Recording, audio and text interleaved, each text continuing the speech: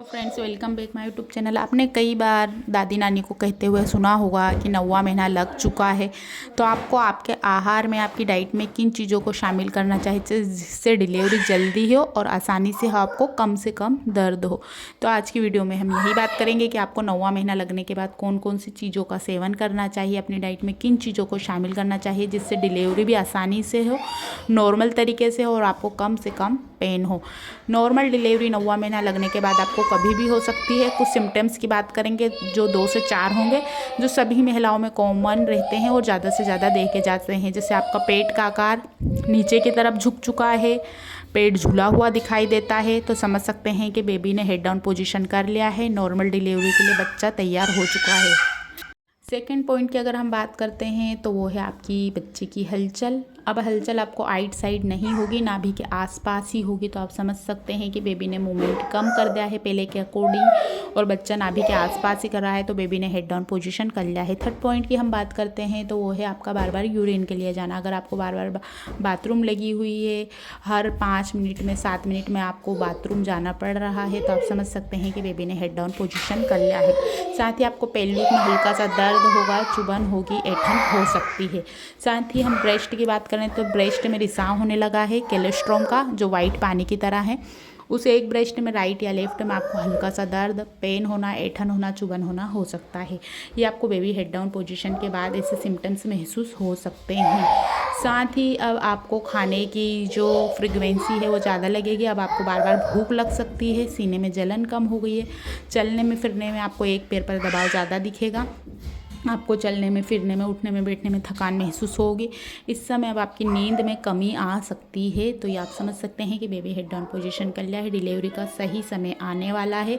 साथ ही आपको mucus plug दिखाई दे सकता है, जो डिलीवरी के कुछ घंटे पहले या 2 से 3 दिन पहले दिखाई देता है। अब हम बात करते हैं, अगर आपका 9वां महीना निकल चुका है या बिल्कुल डेट अल्ट्रासाउंड में जो हुई थी बिल्कुल नज़दीक आ चुकी है, आपको लगता नहीं ऐसे सिम्टम्स हैं, तो आपको क्या करना चाहिए।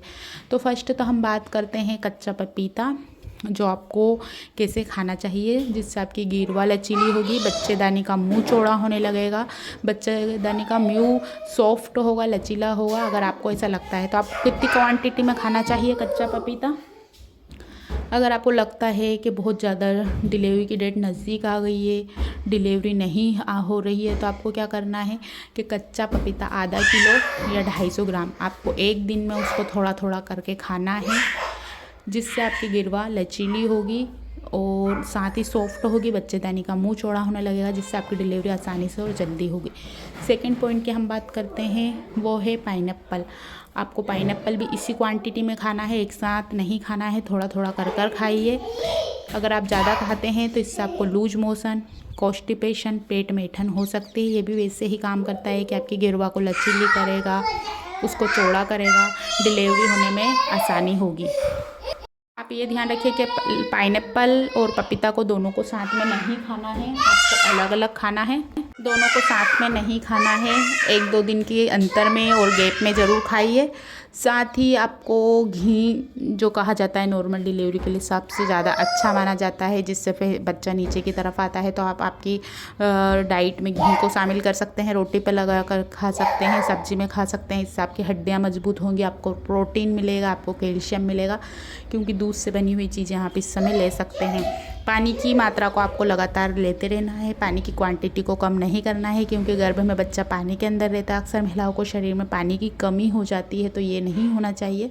पानी को आप लगातार लेते रहिए, जिससे आपकी डिलीवरी आसानी से और सही होगी। साथ ही आपको ये चीज़ें खानी है, आप ड्राई फ्रूट्स खा सकते हैं, हरी पत्तेदार सब्जियाँ खाते हैं, क्योंकि इनमें भी मिनरल्स, विटामिन, कैल्शियम, प्रोटीन सभी प्रचुर मात्रा में पाया जाता है, जो आपको आपके गर्भ में बच्चे को सेफ़ रखेगा, आपको सेफ़ रखेगा, आपकी डिलीवरी आसानी से और तरीके से हो।